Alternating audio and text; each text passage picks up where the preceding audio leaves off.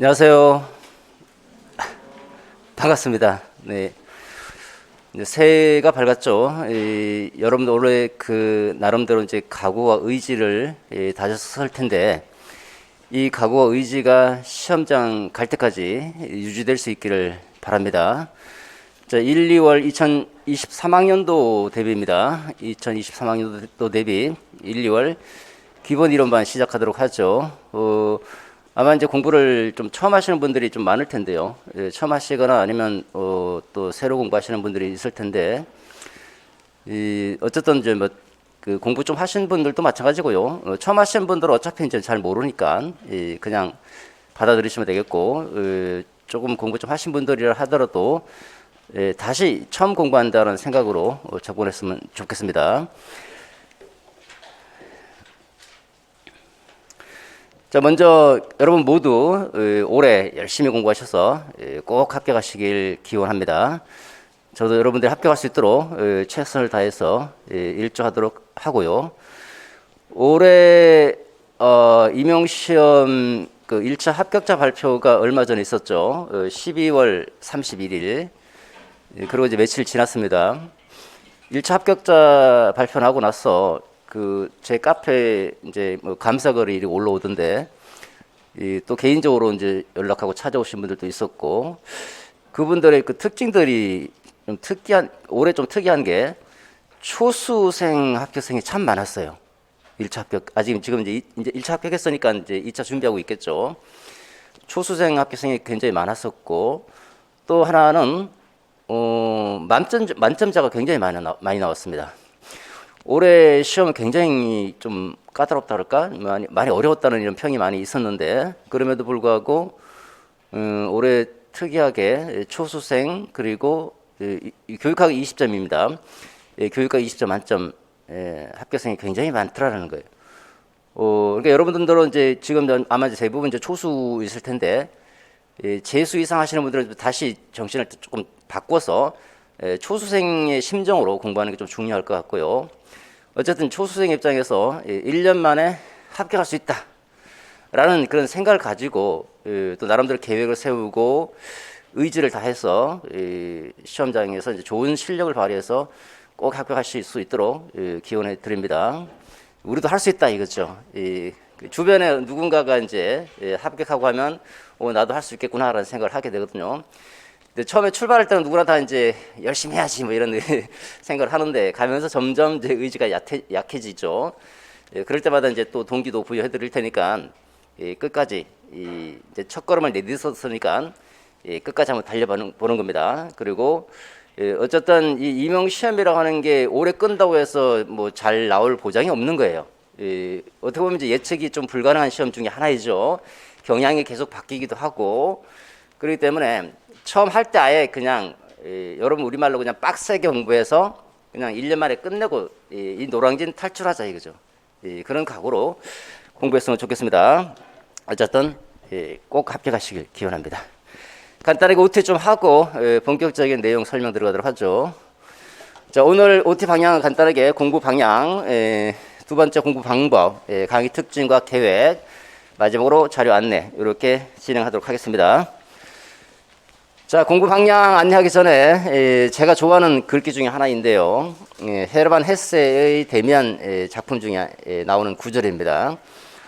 새는 알에서 나오려고 싸운다. 알은 곧 세계이다. 태어나려고 하는 자는 하나의 세계를 파괴하지 않으면 안 된다. 새는 신을 향하여 날아간다. 그 신의 이름은 아프락사스다. 그러니까 이제 알에서 깨어나오지 못하는 그 새는 결국 이제 알이라는 작은 세계에 갇혀서 죽고 마는 건데, 알에서 깨어나는 순간 그 알보다 더 넓은 세계로 나아갈 수 있게 되는 것이고, 결국은 이제 아프락사스를 향해서 나아간다는 건데, 이게 알을 깨기 위해서는 굉장히 투쟁과 고통이 필요한 거죠. 우리가 이제 지금 내가 교육학에 대해서 전혀 모를 수도 있고 또 전공에 대해서도 잘 모를 수도 있는데, 그 잘 모르는 상태에서 그 모르는 그 벽을 깨뜨리고 나온다는 것은 굉장히 고통스러운 거예요. 그걸 깨뜨리지 못하면 결국은 우리는 합격은 요원할 수밖에 없는 거죠. 근데 이제 이게 깨뜨리는 게 혼자서 깨뜨리는 게 쉽지 않아요. 누군가 옆에서 도와줘야 되는 거죠. 그래서 우리가 보통 옛날에 이제 그런 얘기를 하죠. 줄탁동시라고. 불을 줄 자, 쫄 탁자, 동시에 부르고 쪼는 거예요. 그러니까 이제 병아리가 알에서 깨어 나올 때는 그 알에서 병아리가 이제 자기를 깨뜨려 달라고 불러요. 병아리가 알의 내부에서 알을 깨뜨리는 행위를 줄이라고 하는 것이고, 탁은 어미가 그걸 잘 알아차려서 적시에 딱 쪼아줍니다. 그리고 둘이 동시에 쪼을 때 그 알이 깨지는 거거든요. 그래서 공부를 하라고 하는 것도 마찬가지예요. 혼자서 하는 것보다는 누군가의 조력을 받아서 하면 훨씬 쉬운 것이고, 또 두 번째는 그 알을 깨뜨릴 수 있어야 된다는 거예요. 여러분들이 그동안에 했던 그 교육학이라든지 전공에 대한 어떤 어떤 벽이 있다면 그 벽을 깨뜨리고 나올 수 있을 때 고득점을 받을 수 있고 합격할 수 있다라는 거예요. 근데 이거는 굉장히 고통스럽다라는 고통스럽다. 여러분 공부하시면서 아마 그런 느낌을 많이 느낄 거예요. 너무 힘들다. 죽을 것 같아. 뭐 이런 헉헉거리면서 이런 고통을 견디고 있냐고 참고 이걸 넘어설 수 있어야지 합격이라는 그 달콤한 열매가 나올 수 있다라는 거거든요. 그래서 이제 출발점에서 공부라는 것은 쉬운 게 아닐 수 있다, 어려울 수 있다, 고통스러울 수 있다. 그래도 묵묵하게 계속 반복하면서 학습하다 보면 결국 나도 모르게 저 정상에 가 있을 수 있다라는 겁니다. 그런 의미에서 이제 간단히 좀 말씀을 드리도록 하고요.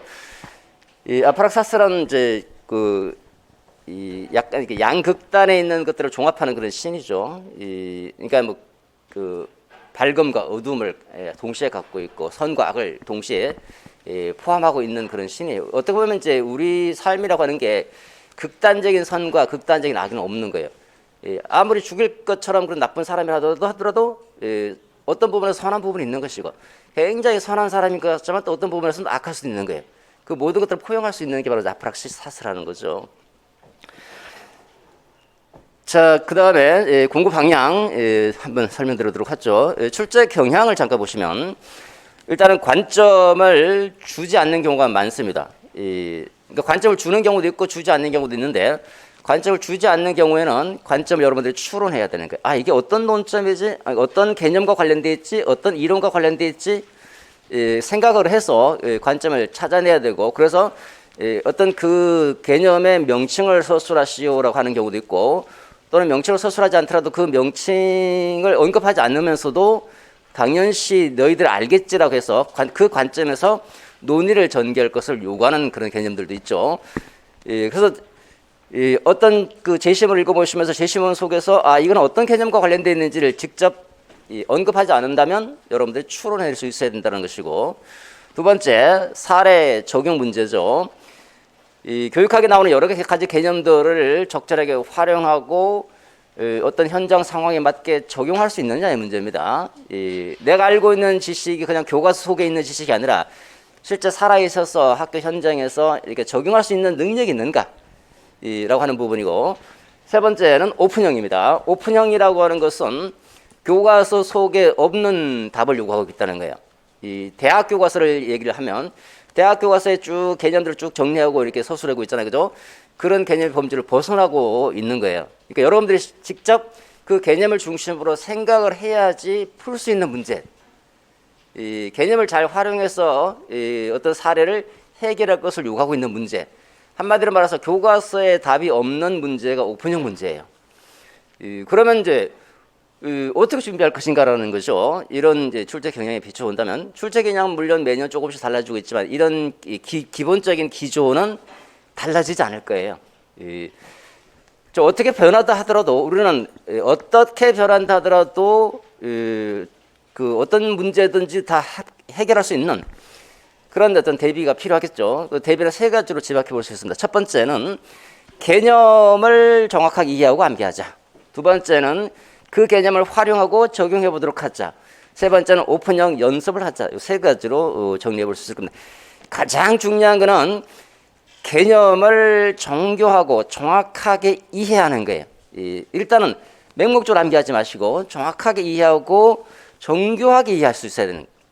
그러고 나서 그 이해한 것을 암기하는, 우리가 암기를 하지 않으면 이 논술형에서는 서술을 못 합니다. 그래서 두 가지를 병진해야 되는데 이해와 암기. 이 기본적인 조건은 정교하게 이해하고 암기해야 된다는, 정교하게 이해하고. 암기할 때는 물론 이제 암기하는 방법을 알려드리기도 하지만 자기 말로 암기하려야 돼요. 자기 말로. 키워드를 중심으로서 자기 말로 하려고 해야 되지. 교과서에 있는 내용을 통째로 외우겠다? 아, 그런 사람 물론 봤습니다. 제가 봤는데 대다수의 선생님들은요, 그렇게 못해요. 일반인들은 못해요. 그러니까 그냥 이해한 것을 바탕으로 해서 내 말로 풀어서 암기하는 거예요. 그냥 그게 머릿속에 되게 오래 남습니다. 자, 어쨌든 시험이 어떻게 바뀌더라도 변하지 않는 가장 중요한 본질은 개념을 정교하게 이해. 그 이해한 것을 암기. 이해가 먼저 바탕이 되고, 그리고 내 말로 암기하자.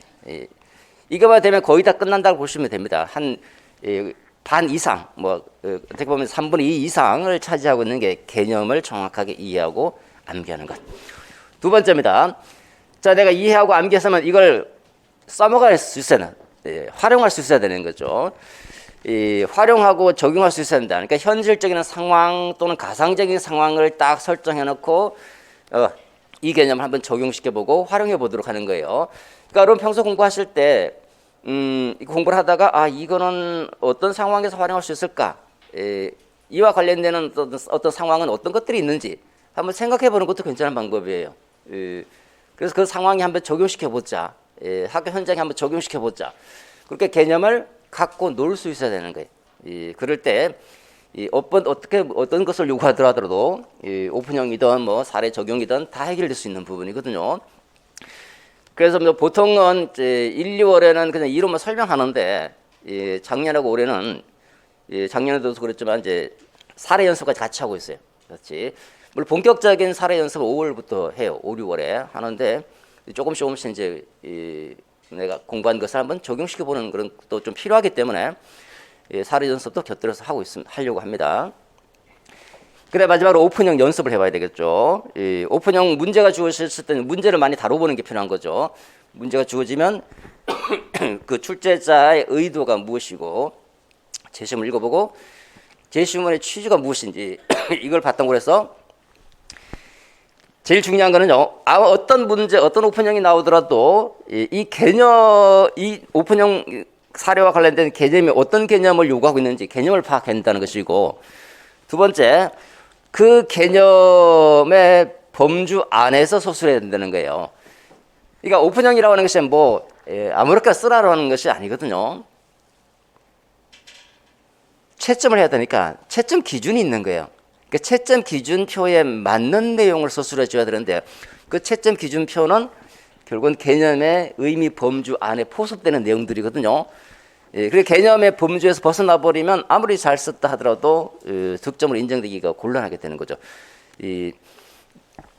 그래서 이거 이제 모의고사 할 때도 참 많이 설명했습니다. 올해 같은 경우도 거의 뭐 오픈형이 쏟아졌었죠. 쏟아지니까 모의고사 할 때 얘기했던 잘 귀담아 들었던 선생님들은 나름대로 잘 썼죠. 왜냐하면 제가 오픈형 할 때 이렇게 항상 얘기했던 게 개념부터 먼저 뽑아내라.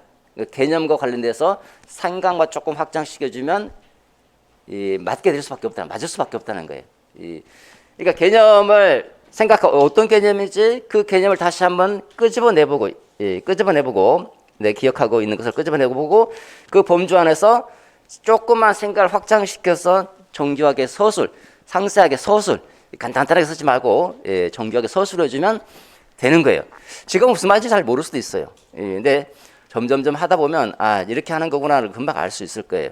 그래서 나중에 뭐 모의고사 가게 되면 맨날 하는 게 이런 연습이거든요.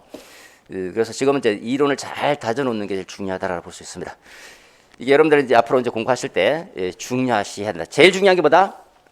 개념을 정확하게 정교하게 이해하고 암기하자. 이게 제일 중요하다.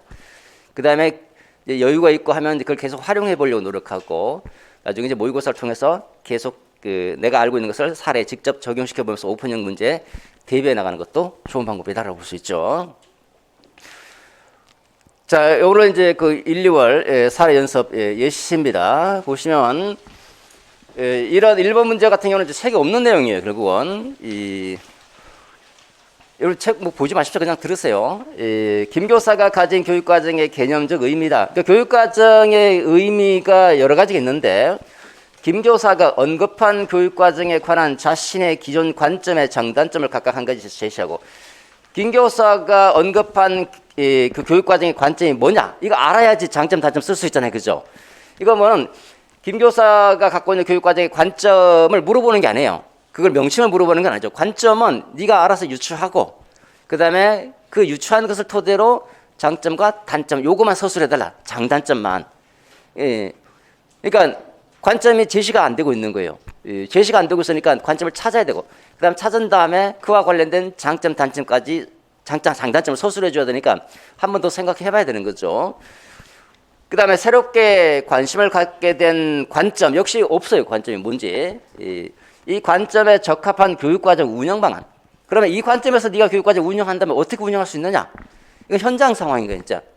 네가 갖고 있는 그 개념을 가지고 네가 직접 학생들을 가르치기 위해서 교육과정을 운영한다면 어떤 식으로 운영해야 되느냐? 그거 두 가지 제시해달라. 이렇게 스스로하고 있잖아요, 그죠? 그러니까 어떻게 보면 굉장히 어려워요. 근데 어떻게 보면 쉽고, 그러니까 이게 어려운 이유는 맹목적으로 교과서에 있는 교과서 아무리 펼쳐봐도 없는 거예요. 맹목적으로 교과서에 있는 내용을 달달 외운 다음에 그냥 서술하면 쉬운데 그게 아니라는 거죠. 내가 정확하게 개념을 알고 있고 그 안 것을 정말 활용하고 적용할 수 있느냐를 요구하고 있기 때문에 교과서에 없잖아요, 그죠? 교과서 없는 것이니까 오픈형입니다. 오픈되어 있는 형태의 문제라는 거죠. 여러 가지 사고가 가능하지만 이 개념의 범주 안에서 논의해 줄 수 있어야 된다는 거예요. 자, 간단하게 보면요. 일단 글을 읽을 때도 마찬가지. 올해 기출 문제 제가 드렸는데 이따가 뭐 기회 되면 좀 한번 언급할 여지가 있을 것 같긴 한데 마찬가지예요. 제가 늘 수업 모의고사 볼 때 계속 얘기하는 것 중에 하나가 이 속에서 어느 정도 유추와 힌트가 가능하면 힌트를 찾을 수 있어야 되는 거예요. 전후를 나눠주는 게 그러나잖아요. 그동안 나는 교육과정을 주로 수업에 따라야 할 혹은 수업을 통해 도달해야 할 학과 코스로 이해했다.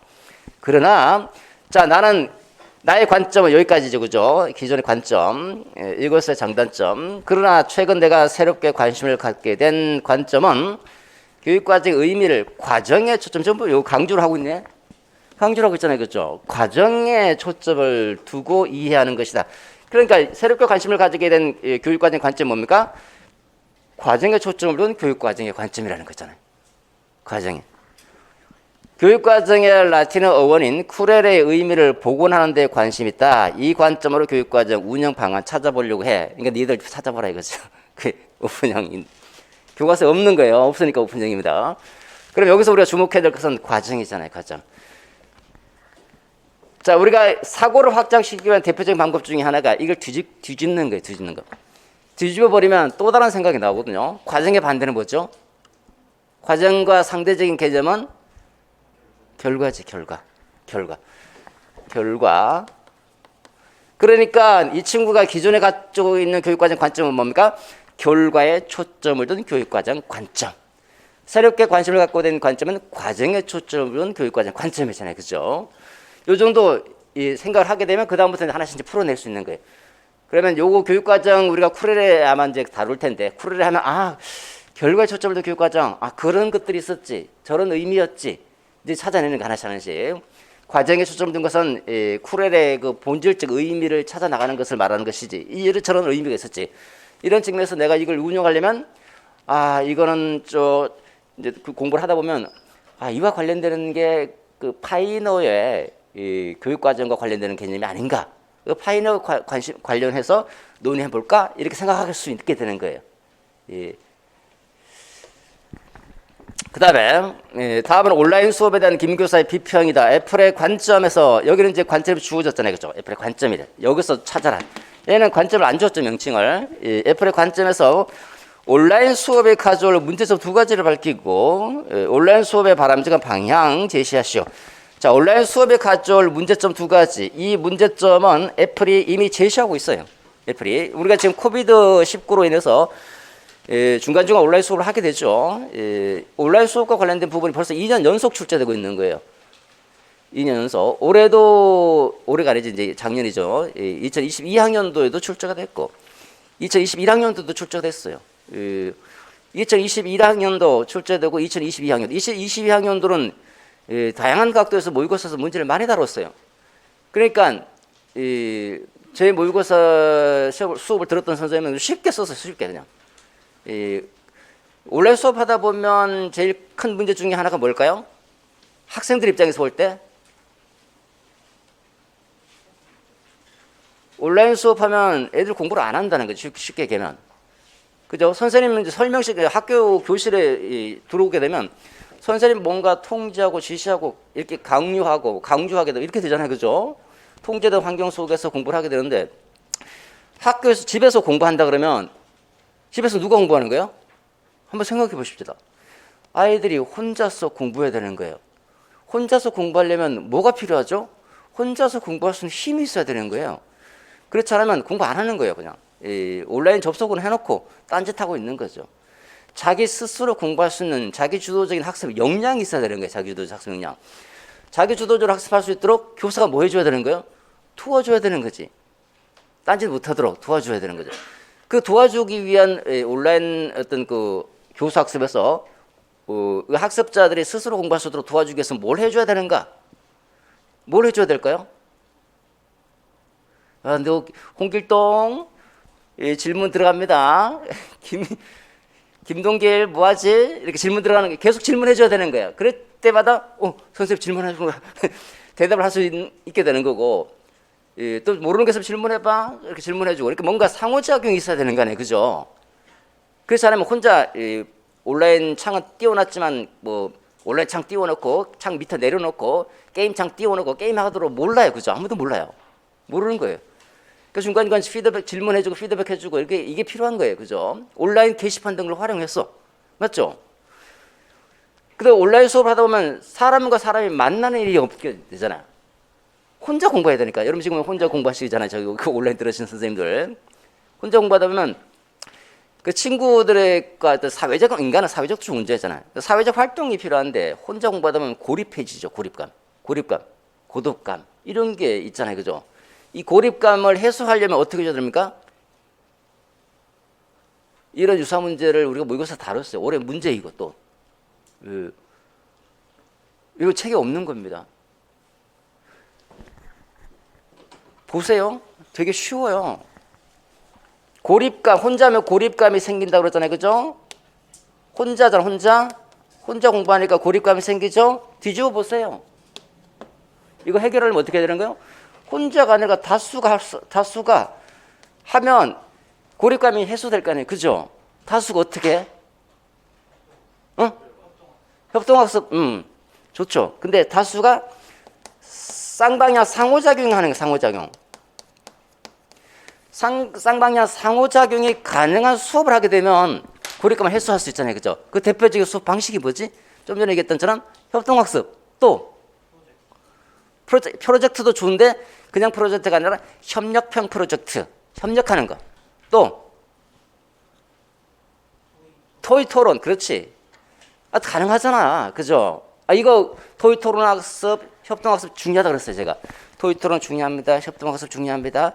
그럼 여기 활용해야 될 거 아니에요. 지금. 어떻게 접근해야 될지 가르쳐 드렸잖아요. 이렇게. 이러면 이 정도 찾았으면 그 다음부터는 여러분들 관련되는 교수학습 활동이 뭐냐? 그럼 교수학습 이런저런 거를 끄집어내는 거예요. 끄집어내. 개념들을 활용하게 되는 거죠. 이때. 얘들이 이런 상태에 있구나. 그럼 나는 내가 그 교육학에서 배웠던 이론 개념들을 이런 개념들을 활용해서 이 혼자서 고립하에 있는 학생들을 이 고립감에서 벗어날 수 있도록 상호작용이 가능한 수업을 많이 해야 되겠다라는 식으로 들어가야 되는 거 아니에요. 그죠? 직접. 이렇게 우리가 알고 있는 개념들을 활용하게 되는 거예요. 그러니까 개념을 정확하게 알고 있을 때는 협동학습이다, 뭐다, 토의학습이 뭐다 알고 그 다음에 푸는 건 약간 스킬이죠. 스킬. 쉬워요. 이러면. 굉장히 쉬워요. 근데 이런 문제를 복잡하면 이제 뭐지? 무슨 이렇게 당황하게 되는 거지. 잘 못하는 선생님들은 뭐지? 어쨌든 온라인 수업 하다 보니까 그 다음에 온라인 수업의 바람직한 방향, 그 어떻게 해야 될 것인가? 요거는 반드시 애플의 관점 속에서 이게 이제 개념 범주에 이 범주 안에서 애플의 기본적인 그 철학과 생각 범주 안에서 방향을 찾아야지. 온라인 수업의 방향 굉장히 많아요. 굉장히 많기 때문에 요 개념 범주 안에 들어올 때 득점이 되는 것이고 벗어나 버리면 안 되는 거죠. 애플의 관점에서 접근해야 되니까.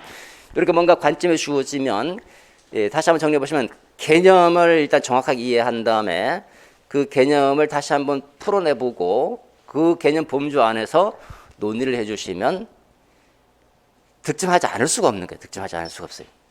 그러니까 초수도 20점 합격자가 20점 만점자가 나오게 되는 거고 올해처럼 오픈형이 나오니까 더 많이 나오더라 더.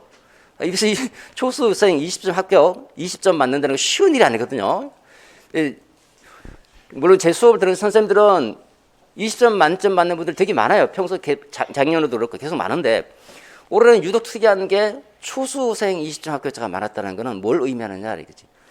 그 선생님 그냥 선생님 시키는 대로만 했어요. 그래서 시키는 대로 처음부터 끝까지 그냥 시키는 대로 하라는 대로만 했더니 뭐 그렇게 나왔다는 얘기들을 많이 하고 있더라고요.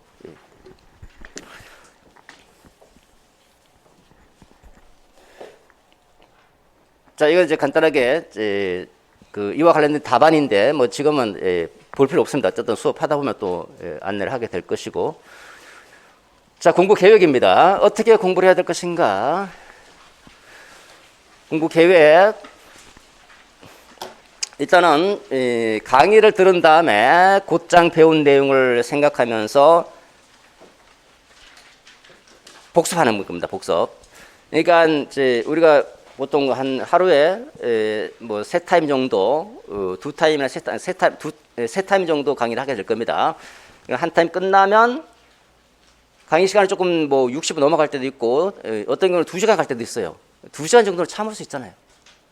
근데 제가 좀 특이한 게 2시간 넘어가니까 막 힘들어 하더라고요. 물론 힘들겠죠. 근데 우리나라하고 좀 외국에는 쉬는 시간이 몇 분이냐면요. 5분이에요, 5분. 초등학생부터. 우리는 쉬는 시간 15분 갖고 있잖아요. 그죠? 초등학생부터 이렇게 1시간 공부했으면 5분 잠깐 쉬었다가 다시 또 다른 과목 들어갑니다. 이렇게. 그렇게 공부하더라고 보니까 외국의 그 교육과정 봤더니 우리는 뭐 그렇지 않은데 또 여러분 어쨌든 임용시험 가보면 90분, 뭐 120분 동안 앉아 있어야 되는 거예요. 무슨 일이 있어도 그죠? 평소에 이제 연습을 좀 해볼 필요가 있겠죠. 어쨌든 뭐, 자, 한 타임이 끝났다. 한 타임 끝나면 쉬는 시간에 뭐 해야 되냐면 우리 쉬는 시간 15분 정도 갖게 될 텐데 5분 정도 뭐 화장실 다녀오시고 좀 사람이 많기 때문에 화장실 좀 여자분들은 좀 밀릴 수도 있어요. 그럼 조금 늦게 가는 거죠, 오히려. 어쨌든 5분 정도 화장실 빼고 나머지 10분 남죠? 10분 남는 걸 진짜 잘 활용하셔야 돼요. 이거. 진짜 중요한 겁니다. 이거 진짜 중요한 겁니다. 쉬는 시간에 그 앞에 배웠던 내용을 빠르게 복습하는 거예요. 빠르게 복습하는데 그 앞에 배웠던 얘기 예컨대 1시간짜리를 10분 안에 끝낸다? 이거 쉽지 않아요. 정신 바짝 차리고 새로운 내용을 보려고 할 것이 아니라 수업 시간에 설명했던 것들을 중심으로 해서 빠르게 쭉쭉쭉 훑어나가는 거예요. 쭉쭉쭉. 10분이면 충분히 훑어낼 수 있어요. 외우려고 하지 마세요. 그냥 쭉쭉쭉 다시 한번 이해를 생각하면서 쭉 한번 훑어내는 겁니다. 그 다음에 2교시 끝났죠? 역시 마찬가지로 10분 정도 시간을 두고 쭉 훑어나가는 거예요. 3교시 끝났죠? 쭉 훑어나가는 겁니다. 3교시 끝나고 바로 집에 가지 마시고 집에 가지 마세요. 10분만 앉아있어요. 10분만 앉아서 쭉 훑어보고 그리고 집에 가세요. 그냥 1교시, 2교시까지 잘했는데 3교시 끝나자마자 바로 책방 가서 이렇게 나가버리면 3교시 복습이 안 되잖아요. 그죠? 이게 진짜 중요한 거예요. 진짜 중요한 겁니다. 진짜. 이렇게 말했는데도 쉬는 시간에 자꾸 딴짓하는 분들이 있어요. 쉬는 시간 선생님 쉬어야죠. 물론 쉬어야 돼요. 한 5분 정도만 쉬자 이거죠. 견딜 수 있잖아요. 우리는 성인입니다. 10분 정도 빠르게 복습. 속독입니다. 속독. 쭉쭉쭉쭉 훑어나가는 겁니다. 전공 공부할 때도 마찬가지예요. 여러분 전공 보면 하루 종일 수업하는 전공이 있잖아요. 그죠?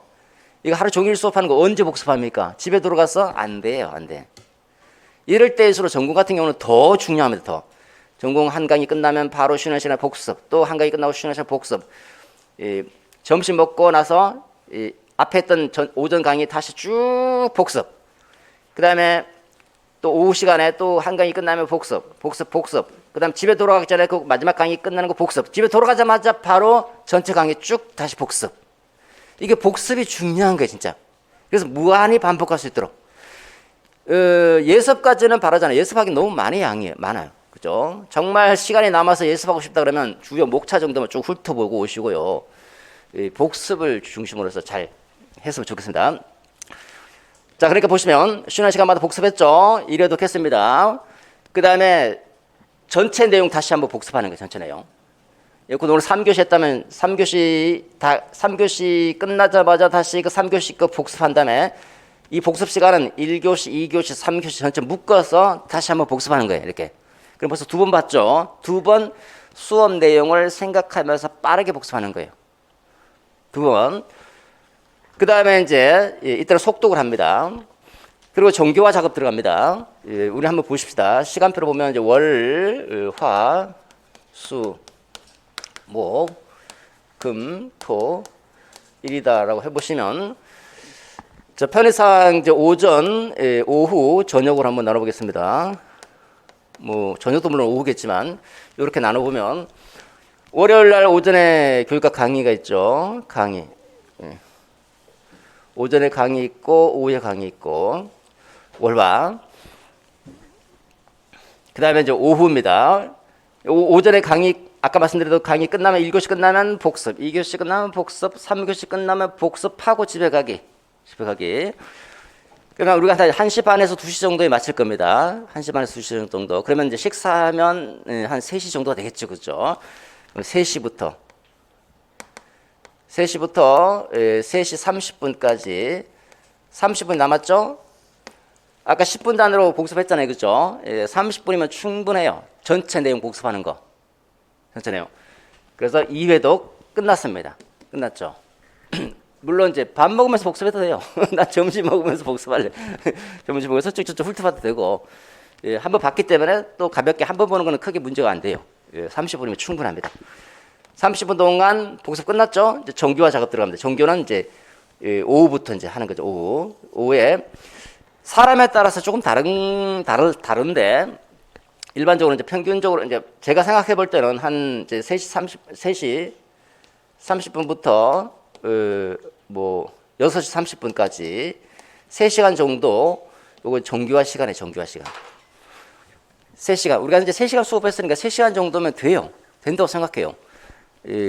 이미 중요한 개념들은 간단하게 한 번씩 2번씩 봤기 때문에 이번에 정교화 할 때는 교재 내용을 설명하지 않은 것까지 쭉 읽어봐야 돼. 이제 쭉 설명하지 않은 부분도 쭉 한번 읽어보면서 특히 설명한 부분에 조금 더 주의를 기울이되 설명하지 않은 부분까지 쭉 한번 읽어보면서 정독하는 정도.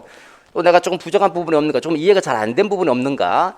물론 한 번에 완벽하게 이해는 못해요. 이것도 여러 번 반복하고 또 심화 이론 들어가서 3, 4월 들어가면 또 3, 4월 또 이게 옛날에 이게 몰랐는데 이게 이런 거구나.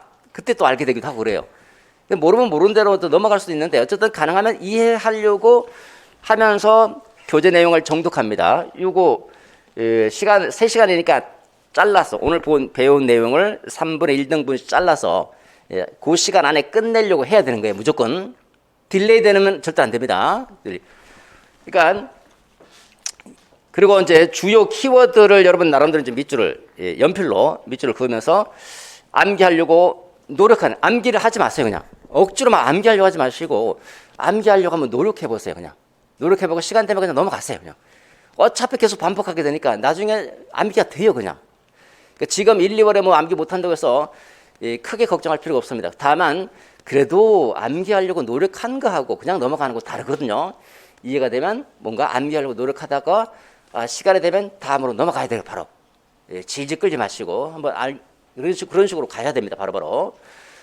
그 다음에 이때 정교화 할 때 조금 주의해야 될 게 뭐냐면요. 점검입니다. 점검. 이해 점검.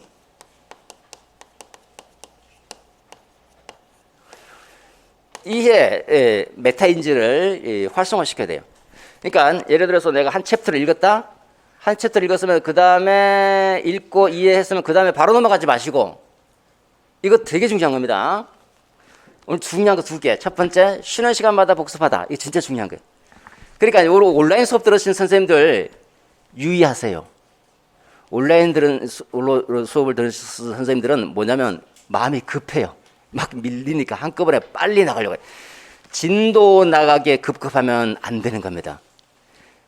알 것을 제대로 알고 넘어가야 되는 거예요. 알 것을 제대로 알고 넘어가기 위해서는 이런 절차를 거쳐 주셔야 돼요. 우리 초반기에 잘 다져 놓으셔야 되는 거예요. 그리고 종교화 할 때 이해를 점검하면서 넘어가 주셔야 되는 거예요. 예를 들어서 내가 한 챕터를 읽었습니다. 나름대로 이해가 됐습니다. 나름대로 암기를 하려고 노력했습니다. 한 챕터 끝나자마자 그 챕터를 다시 끄집어내는 거죠. 아, 맞아. 타일러가 뭐라고 그랬는데, 타일러 아저씨 나한테 뭐라고 그랬더라? 아, 교육과정 개발할 때 뭐 어떤 식으로 개발한다고 그랬지? 스스로 질문해보고 답해보는 거예요. 아, 이런 식으로 개발한다고 그랬지. 이런 식으로 개발하는데 이제 이렇게 하니까 이런 점은 좋은데 저런 점은 좀 나쁜 점이 있었어. 장단점이 있었어. 이렇게 생각하면서 넘어가는 거 한번 점검. 그 다음에 또 다음 챕터 쭉 읽은 다음에 끝나자마자 다음 챕터로 바로 넘어가지 마시고 다시 그 챕터에 대해서 다시 한번 점검하고 넘어가세요. 점검. 진짜 중요하다, 진짜. 빨리빨리 넘어가는 게 중요한 게 아니라 지금은 차근차근 다지고 넘어가야 되는 것이기 때문에 어떤 챕터 끝나면 다시 머릿속으로 점검하고 내가 제대로 이해했는가 확인하고 넘어가는 거. 확인하는데 시간 얼마 안 걸려요. 1분이면 됩니다. 그 다 말할 필요가 없어요. 전체적인 맥락만 쭉 훑어보고 넘어가는 것이니까. 전공도 마찬가지입니다. 전공도 똑같아. 그 다음에 저녁이죠. 식사하시고 전공 공부하러 갑니다. 전공 공부. 자, 화요일도 똑같은 페이스대로 가시고요. 그 다음에 이제 남아있는 시간에 수, 목, 금, 토, 일이죠. 일요일 날은 쉬는 날입니다. 그러면 예를 들어서 전공 같은 경우는 아까 말씀드린 대로도 하루 종일 수업하는 경우가 있죠. 예, 근데 금요일 온종일 수업하더라. 아침부터 저녁까지. 이런 전공이 있더라고요. 죽을 맛입니다, 이거. 이러면 어떡합니까? 이때는 교육학에 들어갈 여지가 없는 거예요. 이때는 교육학 하면 안 돼요. 교육학. 전공하는데 아까 말씀드렸지만 이럴수록 뭘 해줘야 된다? 이거를 잘해줘. 이거를 한 시간 끝나자마자 복습, 이거를 계속 해줘요. 끝나자마자 복습. 그 다음에 점심 먹을 때 점심 먹으면서 요때 배웠던 거 다시 한번 복습 들어가는 거예요. 이것도 끝나자마자 이거 다시 복습해주고 집에 돌아와서 또 뭐합니까? 이 배웠던 내용을 다시 복습 들어갑니다. 다시 요 시간은 아마 이제 요 30분 갖고는 안 될 거야. 아마 1시간 정도 가지고 할 수도 있을 것이고. 그래서 조금 복습해 주시고 그 다음에 나머지 시간 복습 시간 이제 쫙 펼쳐서 요 교육학처럼 이렇게 계획을 세우셔야 되는 거예요. 그리고 교육학은 어디에 들어가는가? 교육학은 이제 여기 들어가는 거죠. 수요일, 목요일 뭐 나름대로 시간표 한번 세워 보십시오. 수, 목, 토요일 남아 있잖아요, 그죠? 수, 목, 토. 그러면 기본적으로 월화, 수, 목 정도만 공부하시면 될 거예요. 수요일에 월요일 거를 복습하는 거예요. 월요일 내용. 목요일에 화요일 내용 복습하는 거죠. 이미 3회도 했기 때문에 이 복습하는 거 그렇게 어렵지 않습니다. 복습. 요것도 이제 뭐 오전에 끝낼 수도 있고요. 오전. 아니면 뭐 오후에 오후까지 갈 수도 있고 좀 내가 부족하다면 오후까지 갈 수도 있는데 뭐 오전에 가능하면 끝낼 수도 있을 거예요. 그죠? 오전에 미리 교육학을 미리 공부하세요. 미리. 교육학 전공 먼저 하고 교육학 해야지 하면 교육학 절대 못합니다. 전공이 양이 많거든요. 그러니까 이 교육학을 먼저 끝내버리면 전공은 어차피 해야 되는 것이니까 이때 한 오전에 끝내십시오. 오전에 가능하면 오전에 끝내고 오후 저녁 전부 다 뭐한다? 전공하는 게 전공. 복습해줘야 되겠죠. 이것도 복습해주고 토요일도 마찬가지로 복습해줘야 되겠죠. 그죠? 이렇게. 자, 내가 조금 그 교육학에 대한 좀 이해가 부족하고 공부를 좀 많이 해야 된다 싶으면 토요일까지 가는 겁니다. 토요일까지. 이렇게 3등분해서 쪼개면 되는 거예요. 조금. 괜찮다 싶으면 그냥 2등분 월요일 거 화요일, 수요일, 화요일 거 목요일 끝. 그 다음에 나머지 전공. 전체가 다 전공이 될 수도 있고 여기 교육학이 될 수도 있고요. 이렇게 하는 거예요. 전공이 양이 많잖아요. 그 다음에 복습할 때 보세요. 첫째 주입니다. 1주차. 근데 교육과정 했다. 교육과정 수요일날 목요일날 말씀드린 겁니다. 수요일에 요때 했던 것 월요일 거 복습. 화요일 거 복습. 됐죠? 그 다음에 2주차입니다. 2주차 다음 주에요. 다음 주에 근데 교육과정 공부했고 교육심리 공부했다. 교육심리 일부가 나갔다. 2주차 때 어떻게 해야 되냐면 교육과정 공부, 교육심리 공부, 이렇게 들어가셔야 되는 거예요. 앞에 거 다 했던 거 다시 한번 복습하고. 그럴 때 요거 앞에 거 했던 거는 이미 2회도 했고 여기 또 정교하게 3회도 했잖아요. 그죠? 했기 때문에 또 이때 지난주에 했었잖아요. 그죠? 지난주에 했었던 부분. 요 했었던 부분은 예컨대 지난주 거 예컨대 2주차다. 그러면 3주차 가봅시다. 3주차까지 갔다. 어쨌든 요거 앞에 거 복습하는 것은요 30분에 끝내는 거예요. 30분에. 그러니까 시간을 나눈다면 예컨대 1주차 거 10분에 끝내주고 2주차 거 20분에 끝내주고 요렇게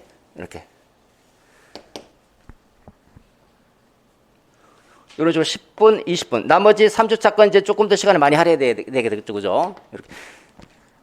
이게 벅찰 수 있어. 4주차 넘어가 버리면 1주, 2주, 3주, 이것도 30분 안에 끝내야 되니까 벅찹니다. 벅찰 때는 하나씩 빼는 거예요, 이제. 교육과정 나가고, 그 다음 거. 이렇게 3개 정도씩. 할 수 있으면 하고, 벅차면 하나씩 앞에 거 빼는 거예요. 이게 계속 반복이 들어갈 수 있도록, 이렇게 해주셔야 돼요.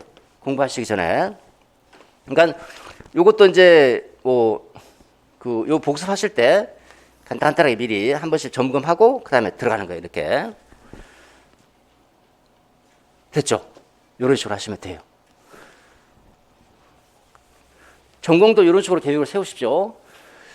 우리가 인간의 이런 뇌를 믿지 마세요. 우리는 너무 잘 잊어버려요. 그러니까 계속 반복해 줘야 되는 겁니다. 그러니까 전시학습 내용 아까 말씀드린 대로 무조건 30분 안에 끝내는 겁니다. 좀 쌓이더라도 그다음에 본시학습 이번 주에 했던 거 다시 쭉 통독하면서 쭉쭉쭉 빨리빨리 훑어나가는 거예요. 빨리빨리 정도가 했기 때문에 쭉쭉 훑어나갈 수 있거든요. 빨리빨리 훑어나가면서 암기하려고 노력하고 암기 못해도 돼요. 노력하고 또 넘어가시고 어쨌든 시간을 잘 지키셔야 그 시간 안에 끝낼 수 있어야 되는 겁니다. 끝낼 수 있도록 조금 긴장하면서 넘어가 주시도록 하고 근데 이제 아기를 키운다든지 또는 기간제를 한다든지 직장이 있다든지 하는 경우는 이렇게 시간이 많이 안 나와요. 안 나오면 또 거기에 맞게 시간을 조금씩 줄여줘야지. 내가 다 보는 게 중요한 거예요. 완벽하게 하는 건 아니거든요. 완벽은 없어요. 시험 끝날 때까지 완벽은 없습니다. 그냥 계속 반복만이 살 길이. 그러니까 반복이 될 수 있도록 계속만 해주면 머리 흔적이 남아있거든. 그게 중요한 거예요. 시간이 예컨대 내가 5시간밖에 공부 못한다? 5시간 안에 이렇게 해보세요, 그죠? 가능하면 빨리빨리 할 수 있도록. 자, 강의 특징 간단하게 말씀드리겠습니다. 저는 일단 기본적으로 구조화를 하고 키워드를 알려드립니다. 전체 구조, thinking 맵을 통해서 전체 구조를 먼저 잡고 그 다음에 세부 내용 설명 들어가고요. 그리고 이 개념에 대해서 정확하게 이해하고 암기할 수 있도록 도와드린 그런 강의라고 볼 수 있을 거고 강의 계획표 잠깐 보도록 하죠.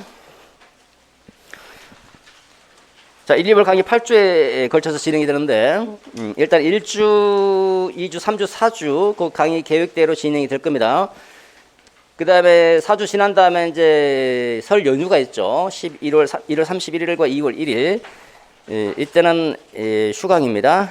지방에서 오시는 분들도 있고 해서, 그러니까 5주째가 이제 휴강주가 되는 거죠. 그다음 6주가 이제 5주가 되는 겁니다. 이렇게 해서 8주째가 아마 3월 1일인가 3월 2일인가 이렇게 될 거예요. 이렇게 해서 끝납니다. 3월 1일인가 아마. 그다음에 오른쪽에 비고란을 보시면 첨삭 과제가 있죠. 다음 주에 첨삭 과제가 나갑니다. 그리고 6주차 때 또 첨삭 과제가 나갈 것이고. 인강 선생님들은 첨삭 기간이 있습니다. 그 기간 안에 올리셔야 돼요. 기간이 지나면 자동으로 올릴 수가 없게 되는 겁니다. 이 첨삭 과제는 지금 1, 2월 3, 4월 같은 경우는 첨삭이 그렇게 중요한 게 아니에요. 첨삭이 중요한 거는 이제 모의고사 시전 7, 8월부터가 중요하죠. 지금은 간단하게 이제 받으려는데 크게 중요한 의미가 없어요. 보통 이제 7, 8월부터 이제 진짜 중요한 게 왜냐하면 전체에 시험지에다 답안지를 쓰는 것이기 때문에 이때는 간단하게 사례를 중심으로 해서 한 논점 정도만 쓰는 거예요. 간단하게 교육과정 배웠으니까 교육과정에서 한번 써보는 거죠. 간단하게 써보는 것이기 때문에 크게 의미는 크게 없을 거예요. 그러나 이제 글 쓰는 거라든지 의미의 이해가 좀 잘못된 것을 지적받을 수 있는 부분이 있겠죠. 첨삭도 이제 7, 8월 정도 되면요, 선생님들마다 좀 이제 차이가 나타납니다. 실력의 차이가 있기 때문에 어떤 선생님은 첨삭의 양이 상당히 많고 어떤 선생님은 첨삭의 양이 아예 없어요. 그냥 오케이 끝. 근데 어떤 선생님 어떤 경우가 있었냐면 자기는 첨삭지 받을 때마다 스트레스를 받았다는 거예요. 왜? 자기 것만 너무 빨간색이 너무 많더라는 거예요. 다른 친구들 봤더니 별로 없는데. 그래서 그게 너무 스트레스를 받더라는 거예요. 공부 못한 사람들은 양이 많고 공부 잘하는 사람들은 양이 없거든요. 근데 그 스트레스였는데 오, 시험 점수를 잘 나왔어.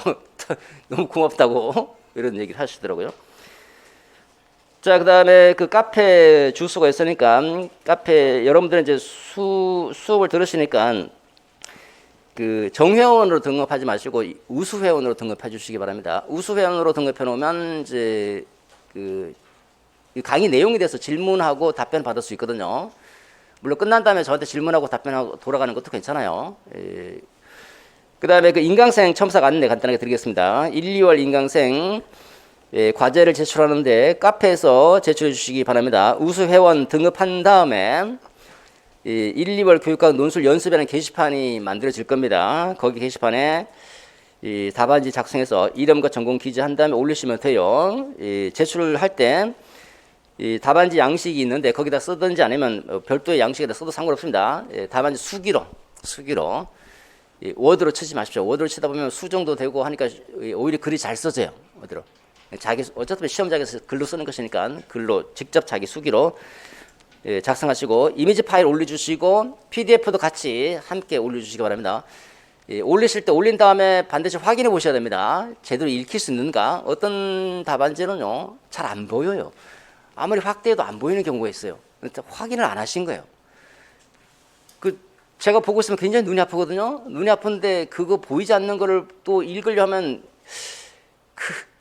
잘 안 보이니까 제대로 첨삭이 안 들어갈 수 있거든요. 뭘 알아야지 써주는데 읽어봐도 무슨 뜻인지 무슨 말인지 글자 자체가 안 보이는 경우 그런 경우는 첨삭이 불가능한 경우도 있고 그렇습니다. 꼭 확인해 보시고 올리셔야 될 것이고 그 답안지를 보면요 그런 경우가 있어요. 학생이 많잖아요. 많으면 뭐 내 답안지 신경 쓰겠어 이렇게 생각하시는 분들도 있는데 저는 이상하게 기억이 나요. 학생 이름하고 그 답안지 글자체까지 이 기억이 납니다. 그리고 내가 얘기를 해주는 거 지적사항이 있거든요. 그 지적사항을 온라인 선생님들 지난번에 내가 이렇게 지적했는데 안 고치는 선생님들이 있어요. 지적했으면 고쳐야 될 거 아닙니까? 근데 다시 지적합니다. 지난번에 지적 말씀드렸는데 왜 안 고쳤냐? 그래도 답변도 없고 그 다음에 또 그 똑같이 쓰고 있어요. 이거는 첨삭 의미가 없는 거 아닙니까? 그죠? 고치라면 고쳐야 되는데 안 고치시는 선생님들이 있고요. 또 어떤 선생님 글자체가 달라요. 글자체가 지난번에 이렇게 글자체고 또 어떤 경우는 논리가 달라요. 지난번에 저런 논리를 썼는데 오늘 또 이상한 논리를 쓰고 있네? 그러면 헷갈립니다. 막 선생님 생각이 갑자기 이렇게 바뀔 수가 있나? 글 논리 전개는 그 사람의 특징이 좀 묻어나거든요. 근데 다 바뀌는 경우도 있고 그래요. 그런 경우는 좀 헷갈려요, 뭔가. 어쨌든 인강 들으신 선생님들은 뭔가 지적하면 개선하려고 하셔야 될 겁니다.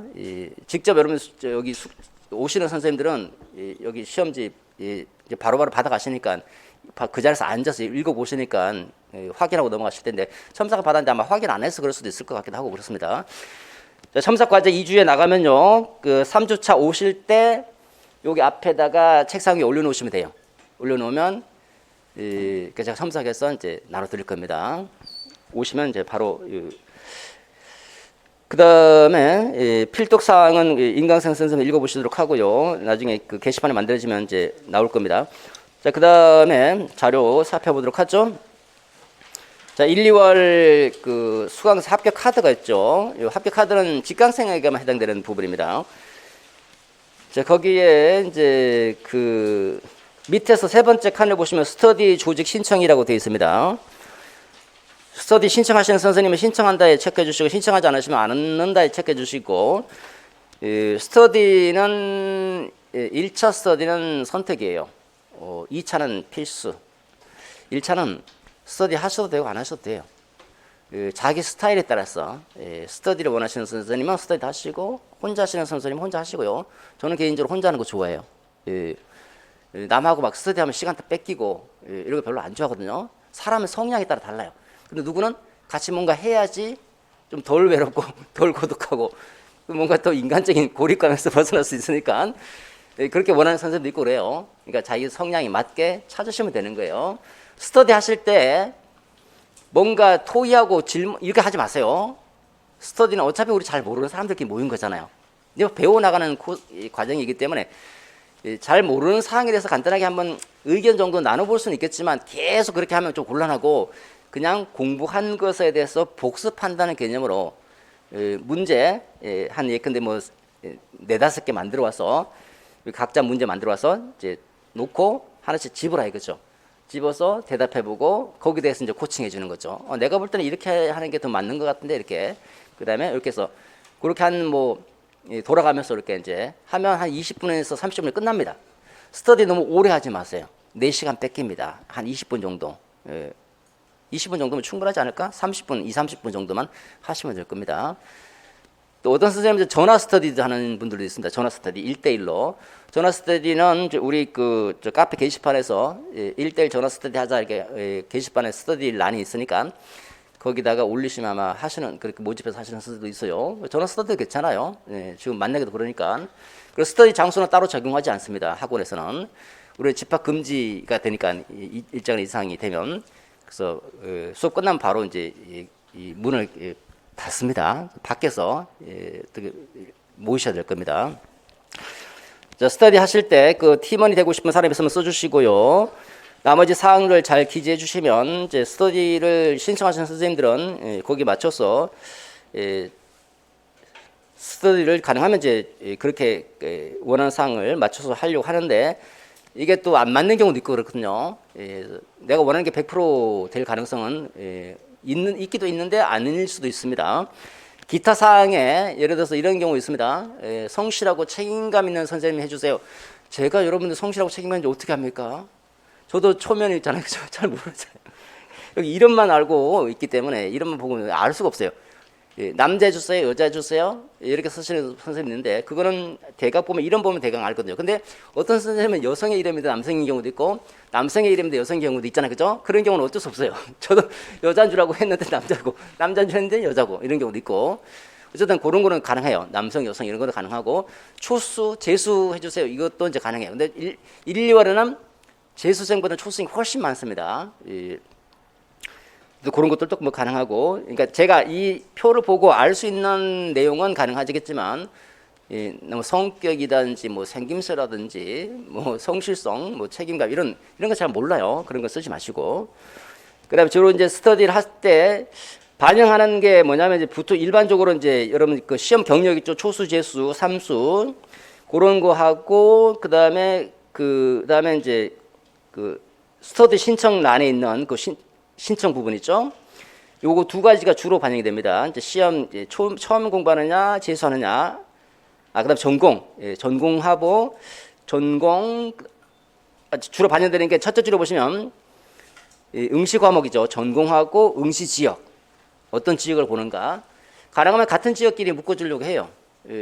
같은 지역. 근데 거기 스터디 조직 신청해 보시면 같은 지역을 원하지 않는 선생님 가능하면 빼려고 하고 인원수를 맞추려고 보면 어쩔 수 없이 또 들어가는 경우도 있고 합니다. 어쨌든 과목과 응시 지역, 그 다음에 시험 경력, 요 세 가지가 주요 사항이에요.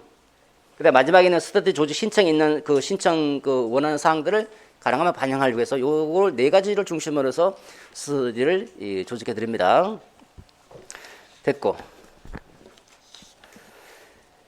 자, 1, 2월 형사평가라고 되어 있죠. 교육과정. 이걸 공부하시면서 한번 이제 스스로 한번 점검해보는 걸로 보시면 됩니다. 자, 거기에 보시면 이제 체크가 셋째 줄에 타일러 교육과정 개발 모형 명칭 장단점 뭐 그런 체크가 되어 있는 부분 있죠. 끝에 그 체크가 되어 있는 부분은 매우 중요한 부분이에요. 나머지도 중요하지만 특히 체크 표시되어 있는 거는 훨씬 더 중요한 사항이니까 다른 건 몰라도 그 체크되어 있는 것만큼은 확실하게 알고 넘어가자. 확실하게. 다음 그 한 페이지 넘겨보시면 자 각각의 이제 형사평가 질문들 있죠. 쿠렐의 현대적 의미를 제시하시오. 이거 너무 신경 쓰지 마세요. 한번 답해보는 거예요. 그냥 공부한 다음에 한번 답해보는 용도로 써야지 이걸 답을 찾아야지 이렇게 하지 마시고 교과서에 어차피 있는 거예요. 간단하게. 그러니까 이거 사실 없어도 돼요. 근데 이제 뭔가 질문거리가 있으면 답을 하려고 하다 보니까 이게 하게 되는데 그런 의미로 한번 점검용으로 활용하는 것이지 너무 신경 쓰지 마세요 이거. 예. 자, 그 다음에 사례 연습 있죠. 사례 연습. 자, 우리 공부하고 사례 연습하게 그렇게 할 겁니다. 주의하셔야 될 게 사례 연습 문제 어려워요. 작년에 한번 해봤더니 너무 어렵다는 거예요. 너무 어려울 수밖에 없는 거예요. 왜? 1, 2월에 아는 게 없잖아. 아는 게 없으니까 해봤자 뭐 두세 번 반복한 거? 예, 아는 게 없어요. 아는 게. 그러니까 어려운 건 너무 당연한 거다. 스트레스 받지 말자. 이거 사례 연습 가지고 이거는 어차피 공부하게 되면 나중에 다시 한번 보게 되면요. 그때는 쉬워집니다. 그러니까 처음이니까 너무 부담 갖지 말자라는 거고. 자, 기출 문제가 나와 있죠. 마지막 2013학년도부터 작년도까지입니다. 여러분들 유의하셔야 될 게 2013학년도 거 별로 의미가 없습니다. 2014학년도부터 이제 본격적인 논술 시험입니다. 2014학년도부터 그 마지막 부분에 보시면 2022학년도, 2021학년도 있죠. 20학년도. 그러니까 21학년도, 22학년도 두 개 연도는 좀 주의를 하셔야 돼요. 시험이 이런 식으로 조금씩 바뀌었기 때문에 21학년도, 22학년도, 21, 22학년도. 그러니까 뒤에서부터 보세요. 22, 21, 20 이런 식으로. 요걸 왜 봐야 되는가? 공부 안 될 때마다 보세요. 공부 안 될 때마다. 전공도 마찬가지입니다. 전공도. 그래서 답이 없는데 답이 일단 필요 없어요. 문제 유형을 보자 이거지. 상대방을 알아야지 거기 맞춰서 공부를 할 수 있게 되잖아요. 아, 이런 식으로 물어보고 있구나. 이런 식으로 질문하고 있네. 그러면 이거 계속 보다 보면요. 나중에 아, 이런 식으로 나올 수 있게 공부하다 보면 아, 이거 이런 식으로 물어볼 수 있겠구나. 라는 게 떠올라요. 그러니까 공부 안 될 때마다 전공도 마찬가지예요. 기출 문제 딱 뽑아서 그냥 기출 문제만 보세요. 계속 읽어보면 뭔가 감이 잡힙니다. 그래서 요거는 뭐 따로 해설하려고 하는 용도가 아니라 평소에 이제 한번 읽어보시라고 드리는 거고 관련된 부분에 이따가 한 번 정도 언급을 할 상황이 있을 것 같긴 합니다. 자, 이렇게 해서 전체 OT 마치도록 하고요. 조금 쉬었다가 교육과정 수업 들어가도록 하죠. 네.